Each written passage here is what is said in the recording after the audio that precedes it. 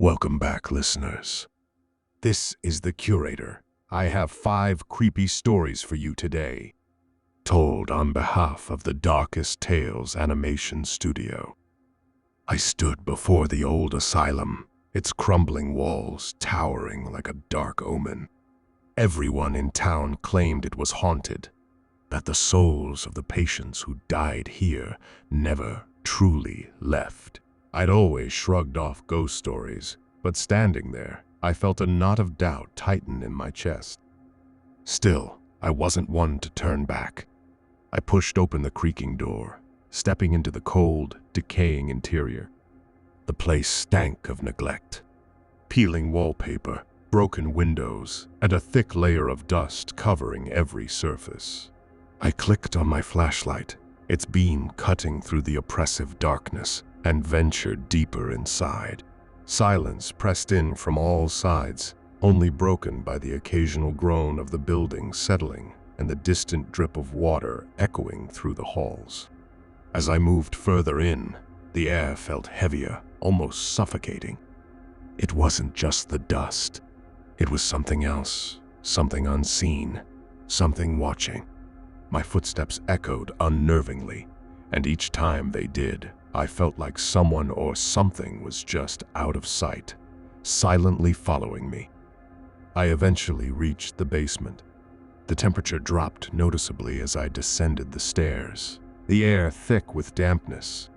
The drip, drip, drip sound was louder now, and at the bottom, I found a puddle of water pooling from a rusty, leaking pipe. But what caught my attention wasn't the water. In the far corner, beyond the murky puddle, I saw it. A figure, hunched over, barely visible in the shadows. My flashlight flickered, and for a brief moment, the beam revealed a face. Pale, hollow, and staring straight at me. My breath caught in my throat. And then, darkness. The light came back, but the figure had vanished. Every instinct screamed at me to leave. I turned toward the stairs, my heart pounding, but then I felt it. A cold breath against the back of my neck. I spun around, shining my flashlight into the gloom, but there was nothing. Yet, the sound of footsteps returned. Closer now, heavy, dragging footsteps, shuffling toward me. Suddenly, a door upstairs slammed shut, the noise reverberating through the empty building. My blood ran cold. Was it the wind? Or was someone or something else in here with me? I wasn't sure if I feared the living or the dead more at that moment. But either way, I knew I had to get out. I sprinted for the stairs, but before I could reach the top, something icy wrapped around my ankle and yanked hard. I stumbled, almost falling, but managed to kick myself free. My hands fumbled for the door, throwing it open with sheer desperation. When I burst back into the main floor, I froze in terror. 2 more figures stood silently near the front entrance, their forms barely distinguishable in the dim light. My pulse quickened. Without thinking, I turned and bolted for the back door, praying for a way out. But when I reached it, another figure blocked my path, its empty gaze fixed on me. Panic overtook me. My mind raced for an escape. I was surrounded, with no clear way out, until I saw it. A large window leading to the outside courtyard. I didn't hesitate. With a final surge of adrenaline, I sprinted toward it and leapt through, the glass shattering around me as I crashed outside. I landed hard but wasted no time. I got up and ran, not stopping until I was far from that place, breathless and shaking.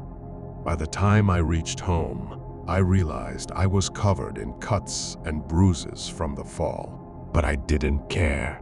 I was alive, and I would never go back to those haunted ruins again. Story number 2. I've always hated driving during storms, especially when the thunder feels like it's shaking the entire sky. This particular night, though, was different. Worse. The rain fell in torrents, my wipers struggling to keep the windshield clear. Lightning flickered constantly, turning the pitch-black night into a strobe-like nightmare. I was on my way home from a friend's place, on a quiet rural road surrounded by fields and trees. I was used to this route, but that night, the road felt alien. I squinted into the darkness, trying to make out the road ahead, when lightning illuminated something. No, someone. In the middle of the road. A figure, standing dead center. I slammed on the brakes, my heart jumping into my throat. My tires screeched against the wet asphalt, and my car skidded to a stop just inches from the figure.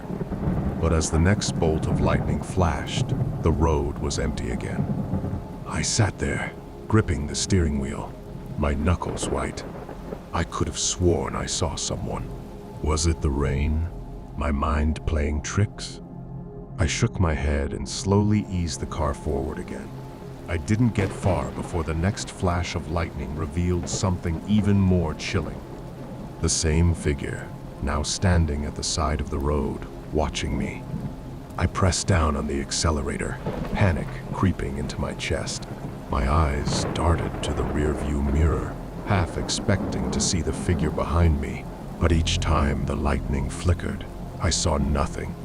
Until the next flash, when the figure appeared, closer this time, standing in the road behind me, motionless. I was speeding now, desperate to get home. Every time the sky lit up, I'd see it. Closer, always closer. My breath quickened, and a cold sweat broke out across my skin. Then, for one horrifying second, the lightning lit up my car's interior, and I saw it sitting in my back seat. A pale, expressionless face, inches behind mine. I screamed, swerving the car as I fought to regain control. When I dared to look again, the back seat was empty. But I couldn't shake the feeling that something was still there, watching me. I drove the rest of the way in terrified silence, not daring to look back. I haven't driven that road since. I don't know what I saw, but every time I think about it, I get the feeling that it's still out there, waiting for me.